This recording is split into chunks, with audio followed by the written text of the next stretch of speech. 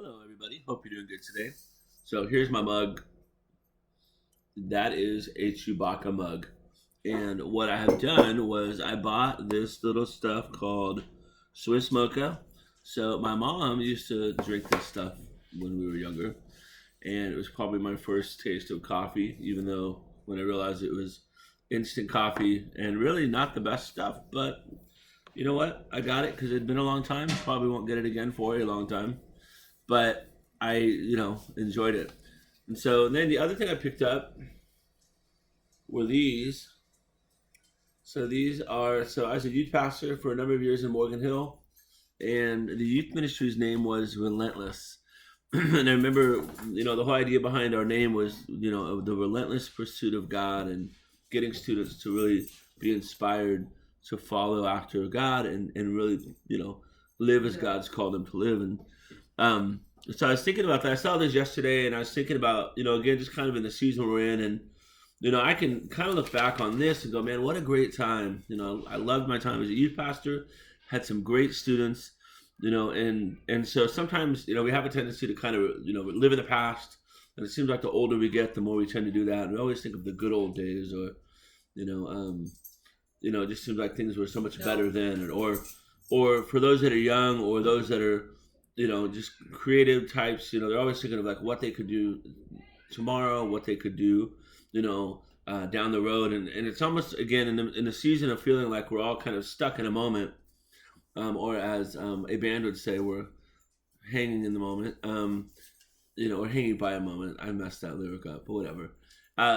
It's kind of hard to figure out. Okay, what do I do in this moment, and how do I handle this? And Paul in Ephesians said, in some ways he said to redeem the time, make the most of your time, make the most of every opportunity, make the most of your time. And those were a number of different translations to that verse.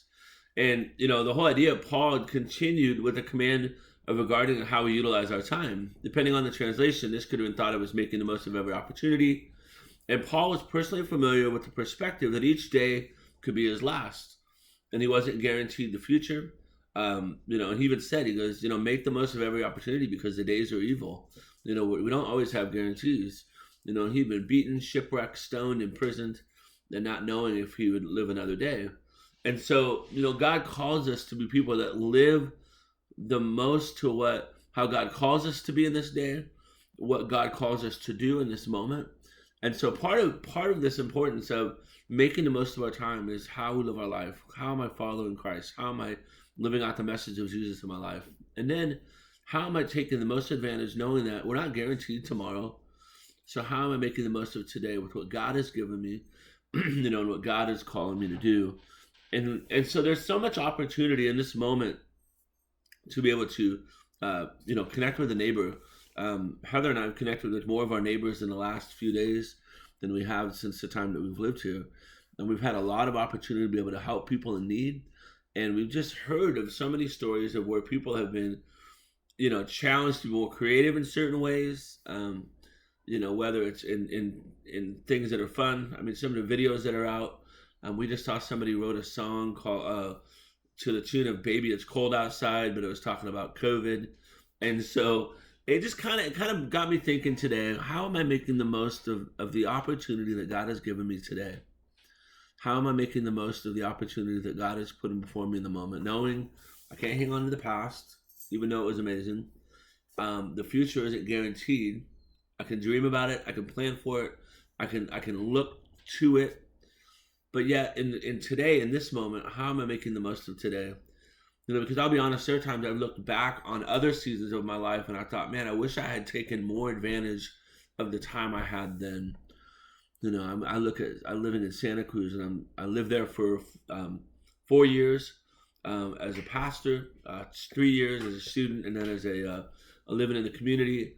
And I thought, man, there are so many things I could have done, so many different ideas that I could have acted upon.